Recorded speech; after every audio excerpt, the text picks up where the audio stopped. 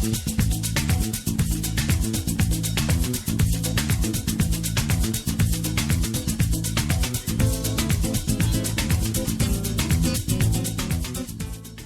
and welcome to Coffee, Tea or Sex. Today we have a very special program because I'm going to be talking about one of my life's passion, which is food and superfoods, super herbs, with a dear friend, super successful nutritionist, world explorer, magic maker, David Avocado Wolfe. How you doing? Great to see you, Karina. Good, great to see you. Thank you. Yeah, welcome. And actually I have here in my hand Naked Chocolate. And let me tell you a little story. Before I met you, Avo, I read this book and I was like, I need to meet this guy. First of all, because cacao is one of my favorite fruits from Mexico, super powerful. It was money, so it brought a lot of abundance in my life. And then all the recipes and research you did, it was just beyond. So how do you get into this like deep, knowledge about food? Because one thing is to know like, oh, these are the vitamins and benefits, but you go like deep, like full on into the core of the knowledge. As you know, I really feel that growing the food is really the key. So it's great to learn about the nutrients. It's incredible to learn about the benefits of these foods, especially superfoods like cacao. It's even more powerful to grow it and what it teaches you in that process. So I've been growing cacao trees for 10 years, and I'm just back from my cacao farm 2 days ago. So I feed in some of them. Yeah, you did. That's right. It's our farm. We like to recycle the nutrients back into the land and turn those nutrients into food. And it's actually at this point we could feed the whole neighborhood. We have so much chocolate and so much honey and so much vanilla and so much coconut that we could feed the whole neighborhood. And that's kind of where I think we all want to be. We want to be self-sufficient with our food, and we want to grow enough for ourselves and our family and then beyond. And we like to do that with the greatest superfoods in the world: Tulsi, ashwagandha, cacao. What else are we growing there? We've got some vanilla, noni, mangoes, rollinia, soursop, avocados. We have about 40 avocado trees, and they were dropping bombs. And they're like this big. They're enormous. They have this much fat and that much seed and then that much fat. So you literally, with one, they're this big, you split it, and even then you can't eat it all. It's incredible, and that's the kind of abundance that nature produces when you line up with Mother Nature's design. And that's what I like to teach people, is just how to get back into alignment with where we're supposed to be so we can be happier. And we know that when we get off track, we're not as happy. So that's the point. Because I think that's the next level of nutrition, is just not having the knowledge, but really embracing nature, like getting to know nature and be grateful from the abundance that nature gives us. Absolutely. And growing it yourself. Years ago, I remember hearing Terrence McKenna say, somebody asked him about, how do you understand the shamanism? How do you get into this stuff? How do you get into really understanding what our world is? And he said something that was very profound. It stuck with me. And he said, as far as I can tell, you get the plants and you grow them and you figure it out from there. And so I've done that for the last 10 years on my farms. And it's just been incredible, the things you learn about chocolate, the things you learn about vanilla, the things you learn about coconuts, the things you learn about durian, mangosteen, noni, all of the great ones. It's just outrageous when you grow it. And I have a very interesting thing happening right now, is that I have a noni tree with a medicinal mushroom on it, which is very, very unusual. In all these years, I've never seen that. I've got that growing right next to the side of the house. Noni is so powerful as an antifungal that no mushrooms can grow in a living noni tree, except there it is, it's happening. And so how did that happen? I observe things like that. It's just one of those anomalies. And I'm very much into medicinal mushrooms, as you know, which are tree mushrooms. Mushrooms that grow on trees are 99% of the time medicinal, good for you, incredible. And here's one growing out of a noni tree, which it doesn't exist. It's a 1 in a million kind of situation. So that's the kind of thing that I'm always aware of, those kind of things, those synchronistic things, the unusual, the bizarre.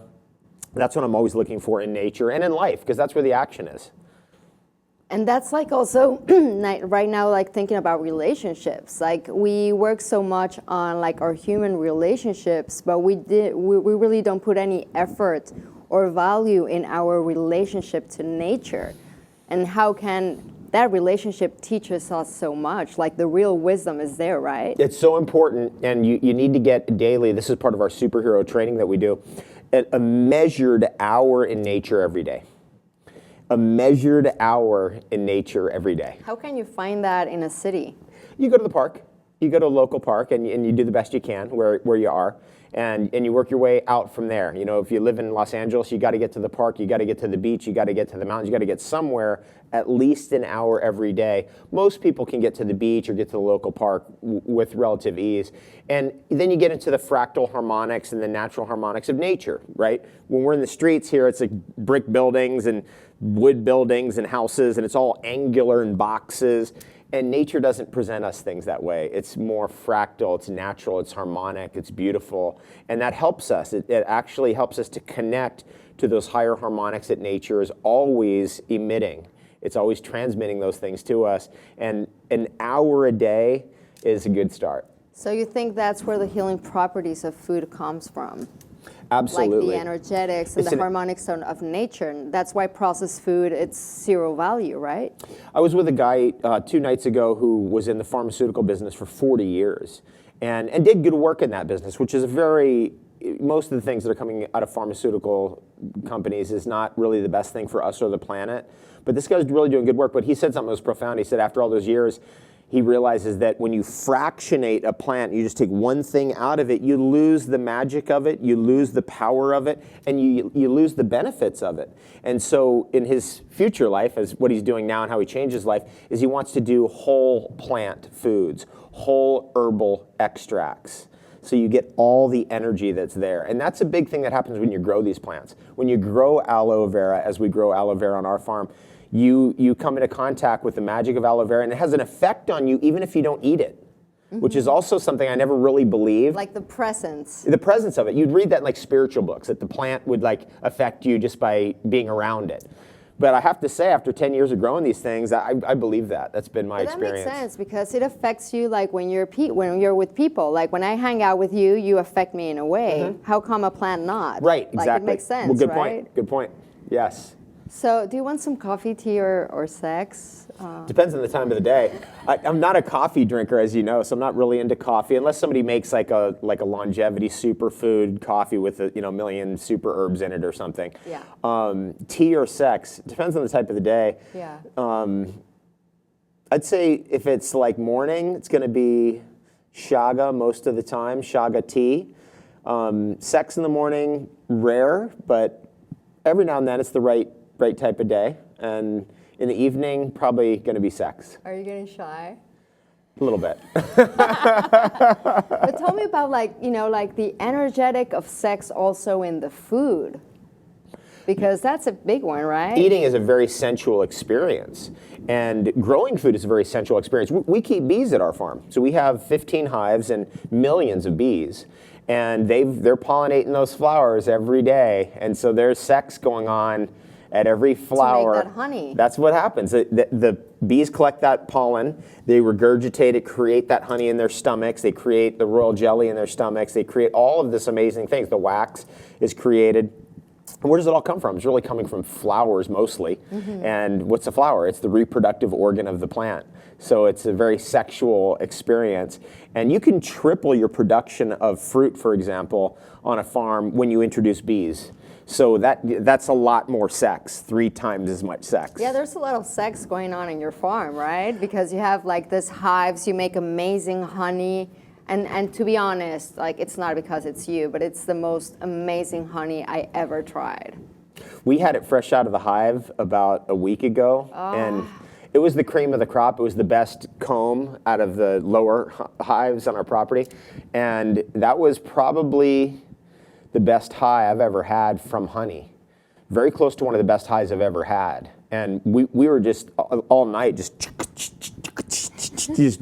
sizzling with electricity and energy. And it was the black honey, the black gold honey. Oh my God. So Avo, how does this passion for food and the energetics develop? Because you studied to be a lawyer. What happened to you?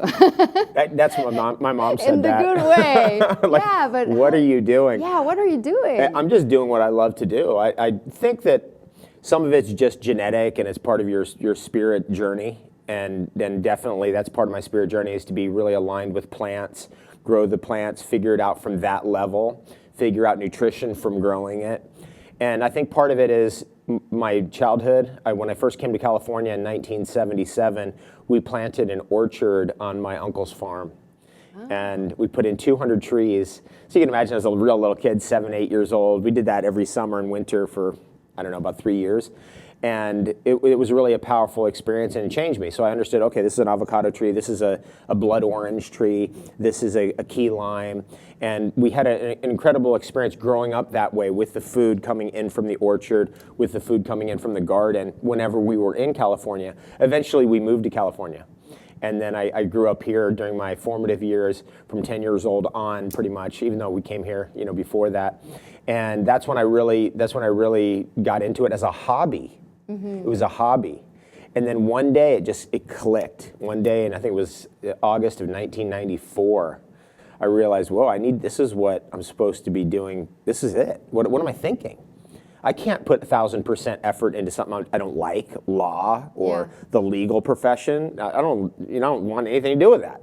I want to put my energy into things that I love, which is plants, growing food, talking about these incredible breakthroughs in nutrition, growing superfoods, studying super herbs, and offering that knowledge and that education to people all over the world.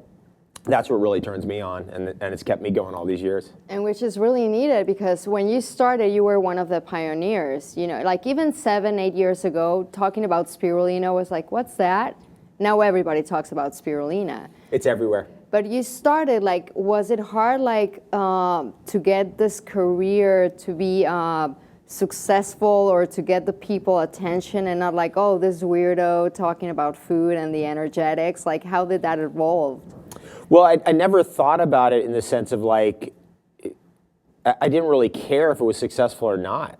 It was just what I just loved to do, and I thought, this has got to work because I love doing it, and I don't care if it makes money or doesn't make money or whatever, and I really don't care today. This is what I do, and because it's become so big, and because I've been so successful with what I'm doing, I make money that way, which is just an incredible bonus. But for many years, I didn't make any money, or I just made enough money to pay business bills, or pay things, but I never put anything in my pocket. But it was the love of it that's really the value, and the love of it's really what it's all about. I'm not here to achieve something and then I'm going to be happy.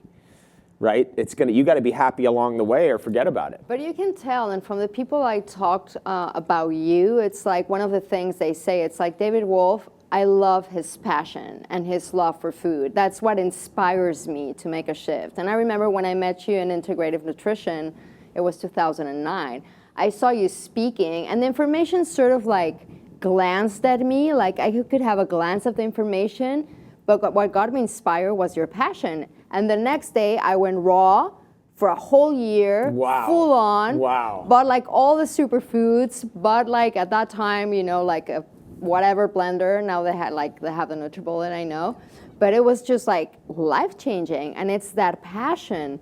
So how do you think the passion is the key to unlock people to have a healthier lifestyle, to get into absolutely, foods? Definitely. Passion is the core essence of your being, and it's the core essence of your love. If you love with passion, people feel that.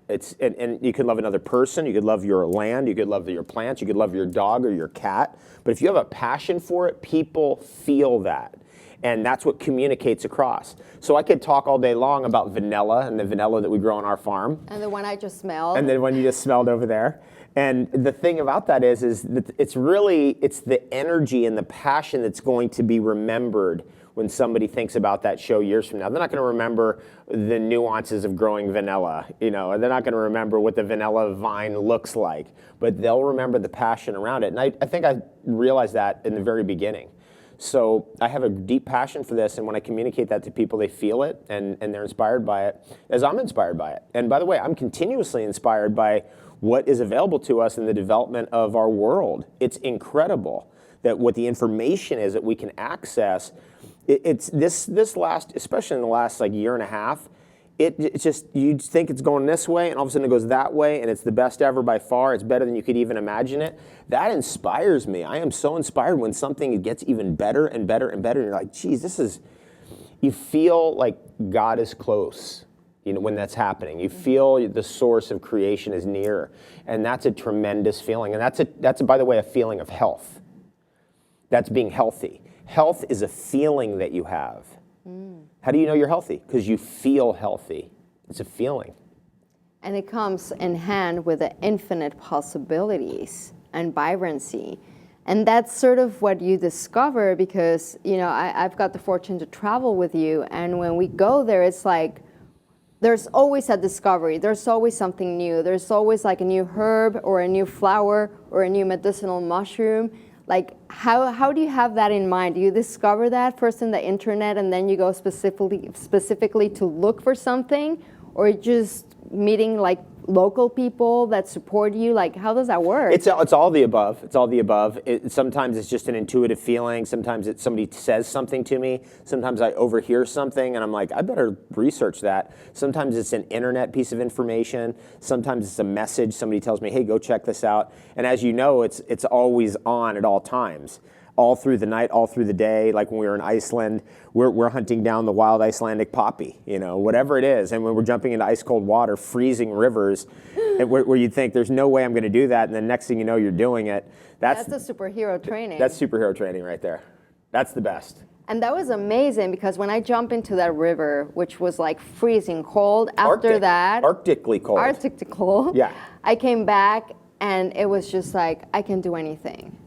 Just that moment in nature, that allowing me and that support, like from the energy of the water and the people around me, was like, I can do anything.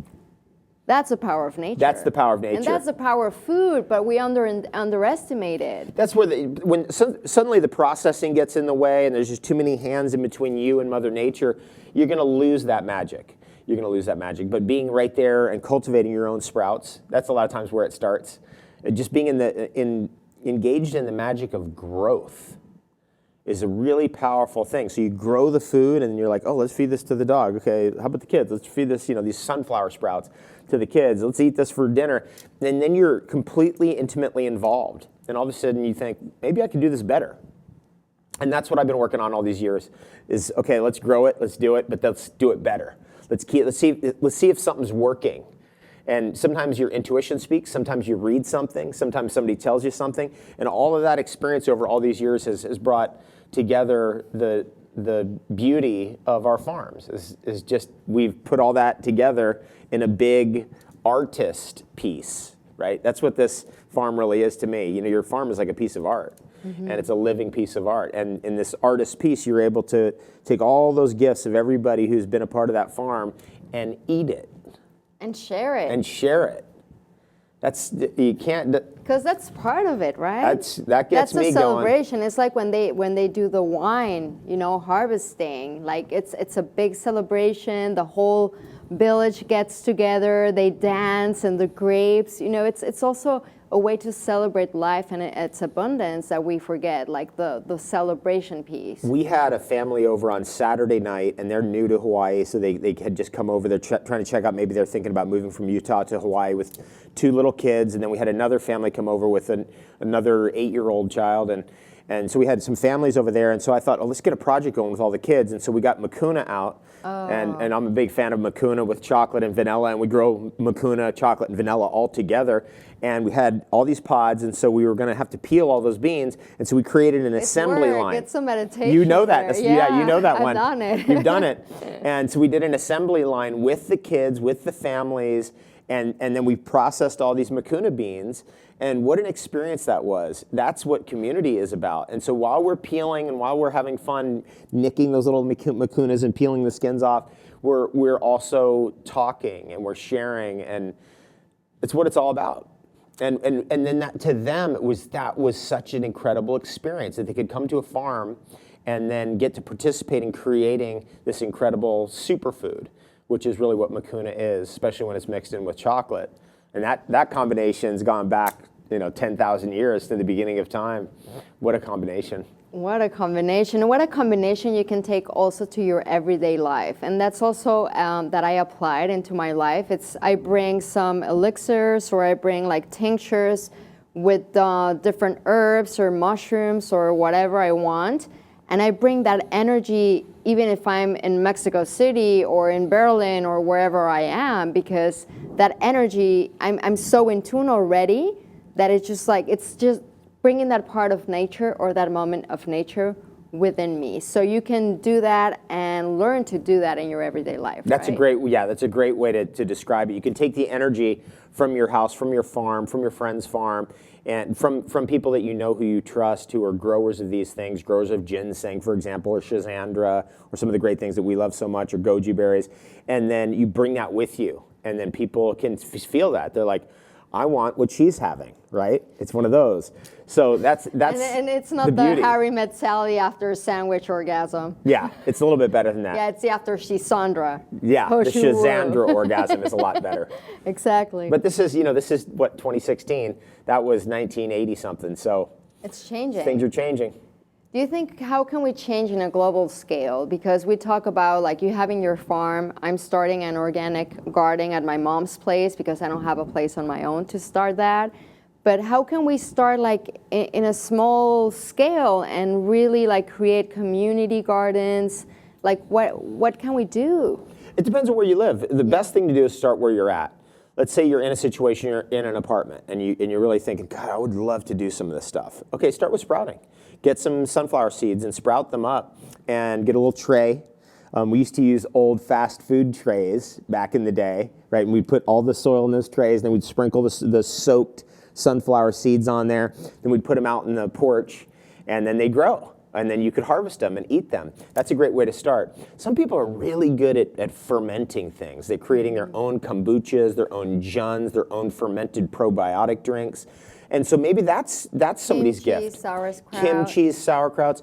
Some people have that gift. You know, I'm a farmer. I'm not the person who farms bacteria. I can farm bacteria in the soil for my trees, but I'm not that person who makes juns and kombuchas and that kind of thing at the level that I've seen. Some people just have a green thumb for that. So maybe that's how somebody gets into it. They start making their own fermented things.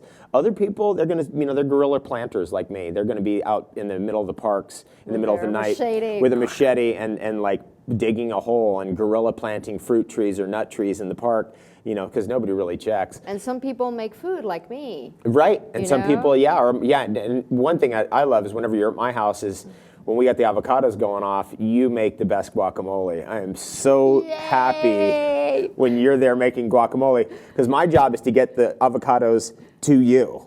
Then you take it from there. Well, I took them this time from the trees. Yeah, that's right. You actually got some picking involved. It enhanced my experience when I made that guacamole. It like another meaning. Like it took it to the next level, because I'm in contact with that tree. I'm appreciating that tree and bringing that energy with my own hands, and then just like sharing that with the people I love. That's the best. And that's the beauty about like making food, and we're forgetting that. And it's like, I'm busy to make food. You should be busy to sit on the TV and watch like a TV show. Don't be busy to make some food and to share it with your friends, like going back to basics, Yeah, right? going back to basics. Or I like to multitask. I like to listen to things while I'm making food, while I'm talking to friends. It's like the more you can kind of fit into the moment, the better in my book, because we only have a certain amount of time. And time keeps on ticking away into the future. And talking about time, you're huge on longevity tools, right? Absolutely. What's happening right now? Because you want to live like 300 years, you said, or is? Oh, I think it's possible. I think if we really applied the technology and got out of our own way, 115. We could easily make it to 120. 111. 111 is great. Is a good one. That's great. So what are the tools, like the new, because you're always in discovery, like stem cell therapy. What's going on right now? Okay, so in stem cell therapy, there's different types of stem cell therapies. One of them is to concentrate stem cells out of your blood. Stem cells decrease as you age. and they're part of the aging process. You don't have enough stem cells like you did when you were 16 years old to replenish and rejuvenate your tissue, and so the tissue starts to age. So what we can do is we can take, say, stem cells from your blood, or we can take stem cells from your fat cells, or even better, we can take stem cells out of your bone marrow, which is the best type of stem cell treatment. That's what I actually recommend. Or from a 19-year-old, a family member? Can't be a family member unless you have a complete match, and usually family members only match on half of the markers necessary in order to use their stem cells. You have to have a match of 6 markers in order to do that. So normally the best thing is to get your own stem cells from you. That'd be the best. And that's when you can get that from your blood, fat cells, or you can get that from your bone marrow. I recommend bone marrow because it's the best quality stem cells. And it's like a 20-minute procedure. It's pretty intense. So they have to put a syringe into your hip and they pull out this bone marrow juice. But then you have your sample for life. They don't need to do that again. They've gotten the sample, and then what they're doing is they're culturing those stem cells in a petri dish. So instead of having 10,000 of them, you have 300 million. Then they take 300 million and put it in an IV bag and drip it back into you. So suddenly, just like that, you have the same amount of stem cells in your blood as you did when you were 16. So you'll restore your body. You'll restore your body. And by the way, if you have a problem, an inflammatory problem, for example, the stem cells will go to that place where the problem is automatically. So you just get an IV of your own stem cells. That's all you're getting. It takes 20 minutes, 30 minutes, and in and out. And then it keeps working on you for months and months and months and months. It can even go on for years. That's how powerful this is. And now, once you've felt the anti-aging effects of that, and you've seen it and what it can do for people, you start to realize what the potential is. Yeah. And life is too short, but it can be too long too. So it's good we have all these technologies now accessible, and just to be open even to do some research or hear what it's all about, because some people are like, no, I don't know, it's not FDA proven, it's not scientifically proven. Like, they have It's definitely resistance. Scientifically proven. Yeah, it is. But some people, It's we're in a situation where, because our technology has run way past our governing bodies, our controlling bodies, the organizations that are afraid of losing control, there's going to be disinformation. And so you have to filter through that. And that's one of the things about life. It's one of the things about nutrition. You have to filter through the disinformation. People say, no, you can still eat this corn that has to be sprayed by 20 different chemicals in order to even remain standing up. That's all fine. And then other people look at that and go, no, I don't think I want those 20 chemicals, thank you. I think I'll pass. I think that this cancer epidemic could be caused by the 20 chemicals they're spraying on wheat and corn every season, or the 7 rounds of chemicals that are sprayed on cotton every season. You know what I mean? That's the pink elephant in the room, is just the chemicals in our environment and our air. We have to protect ourselves. And it starts by self-esteem. It starts by realizing, hey, I'm worth it. I'm worth better quality food than this. And if I can't afford it, I grow it myself. And that's what I love about food. You can't afford it, no problem. We'll grow it yourself. That's the alternative. There's your alternative. We'll help you grow it yourself, and we'll teach you how to do that online for free. Oh, really? Yeah, absolutely. I've been doing that for years. I've probably a couple thousand YouTube videos out there at this point, covering everything: how to grow your own food, how to grow your own chocolate, how to grow your own tomatoes, everything in between, all of it. And that's incredible, because lately I've seen your Facebook and I've been blown away. You have like 4 million or so followers at the moment.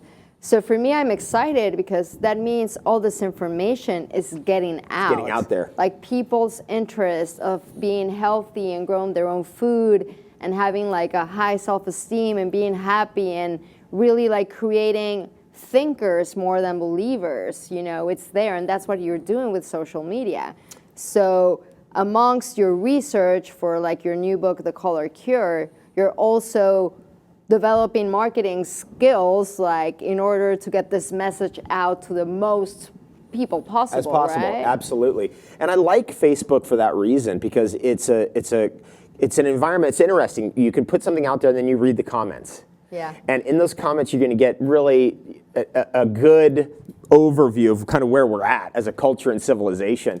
You'll get trolls and spammers. You'll get people who love you. You'll get people who have really sharp and very good comments. You'll have people who will post stuff that doesn't even make sense. You get all of that stuff. And that's just an education by itself. You get to see, okay, here's the human condition. And it's kind of cool, actually, because we're not aware of the human condition. Back in the 70s, when we were growing up, you'd see something on TV, but you didn't know how people were reacting to it. We had no idea. We had no idea. Yeah. And so now I can put a video out, and I can get thousands of comments and reactions and be like, okay, this is interesting. Now I kind of understand where people are at on this issue. And it's fun, and it helps me to understand the human condition, and also helps you to get to compassion. Yeah. You know, if somebody treats you with love, you respond with love. But if somebody treats you with hate, then you have to wonder, like, okay, what you end up with compassion. It's like, this person must be suffering. Yeah, what happened? Well, yeah, why do they have to spew this out? Why do they feel like they have to swear at you or whatever it is? And you start to understand the human condition and come more into contact with it, which I think actually helps you to be more connected. And I think it has to do with nutrition, with nature, and talking about compassion. You know, it's like those trips in Peru that you have, because you guide also retreats, which are amazing because it's the whole formula for a happier, healthier life. So the compassion for the tribes of Peru, and also how being in nature and eating healthy food and being in contact with the ancestors, like really, you become more like loving, grateful, open. And that's really the kind of experience, I think, in a deep level, all of us want to live.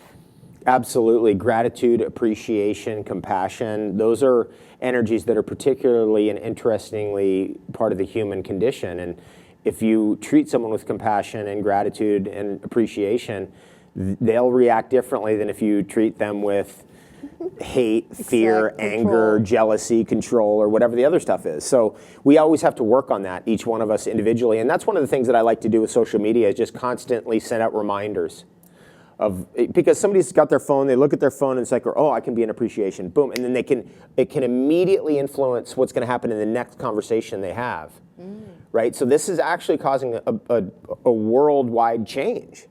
Because if you're looking at your phone, you go, whoa, I can actually be smiling right now. Boom, it's right there. Just the thought of it makes you, like feel that or take action. Take action, yep. And then that affects how people feel around you. And then you can imagine that multiplied out by millions of people. And we're reaching 40 million people a week. That's crazy. Yeah, that's why sharing is so important. And that's just people who are sharing and engaging. Yeah. That's not even the people who are actually seeing it. That's just people who are doing something with it, liking, That's commenting, crazy. sharing. It's incredible. So to me, this is really what I do now, is just taking that education that I've been doing all those years, starting out with 4 people in a health food store 23 years ago, and then working all the way up to now. It's millions of people every day and tens of millions of people every week. And really, it's hundreds of millions of people that are reached. Maybe they don't do anything with it, but it shows up on their device. Yeah, the little seed is there. The seed's there. And now they have to water it. And then we choose it to water it or not. Yeah. What's next for David Wolfe? I'm really focusing and concentrating on this beauty book that I'm writing, and I was working on that yesterday and making some progress. A new book? It's a new book, and then I'm also just finished the color cure. I'm still working on that. There's still things happening. No, there's a lot of research. Still research, yes. And what I'm doing with the color cure book is I'm compiling every color pigment that is produced in nature. That's incredible. Which is an enormous task. It's never been done. It doesn't exist. You cannot find a scientific treatise on the subject. So it's very scientific in that way, but it's experimental. It's philosophical. Here's Rudolf Steiner's opinion about colors. Here's Goethe's opinion about colors. Here's Sir Isaac Newton's opinion about colors. And it's interesting because we've only really gotten the Isaac Newton story about colors. You take the light, you shine it through the prism, you get the colors, dark side of the moon style. Is that all there is to color? No. And so I want to make sure I cover all the philosophies of color in that book. And that's why it's taken me a little longer than was originally planned, but it's going to be a better book as a result. No, we appreciate that because it's life-changing, like the cacao book. Like, I mean, this is native from Mexico. I'm supposed to know this as a Mexican. This is Mexican culture right here. I don't, so it's like reading this is like, I can't believe this is happening, and you honor that energy. That's an interesting page right there. This is a list of all of the traditional additives to chocolate historically. And chocolate in native Mexico and further south, even all the way into the Caribbean and the Amazon and Central America, was always consumed as a beverage. So the chocolate bar was invented in 1828 in Massachusetts. Before that, always chocolate was either eaten raw or was made into a drink, the cacao drink. And these were the traditional additives that were used. This is a lot of blood, sweat, and tears to find every single thing on this list. Wow. That's one of my favorite pages in this book, actually, you just opened up to. Interesting, yes, right? That right there is that list. All the traditional additives, all the traditional ways of making chocolate for different conditions. Say, you're dealing with inflammation or cancer, or you just want something for flavor, or just something for heartache or nutrition, just something good, or for a child, that kind of thing. So, boom, all that. That's incredible. So you're doing that with a color cure, you have your beauty book, you have your social media, you have your trips, you're going to Iceland and... Going to Iceland in June of 2017. So if you'd love to join us there, we'll be there together. I'm sure Karina will be with us, and I'm heading to Peru. We have two back-to-back retreats coming up here in the next about 28 days, and so we'll be there with those folks. People coming in from all over the world. It's going to be incredible. From South Africa, from Australia. Yeah, you meet like amazing people. It's so awesome. Yeah, and then there's people that you can hang out anywhere in the world, like global friends. We become a tribe.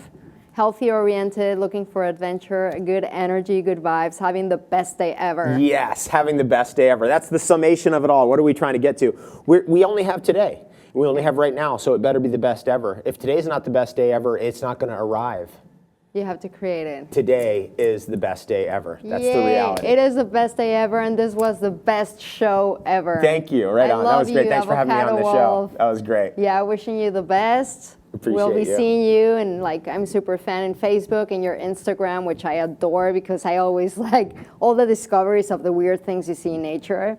I can always have a glance there, so thanks for sharing that. Right on, thanks so much. Yeah, and thank you guys for joining us on Coffee, Tea, or Sex, and see you next time.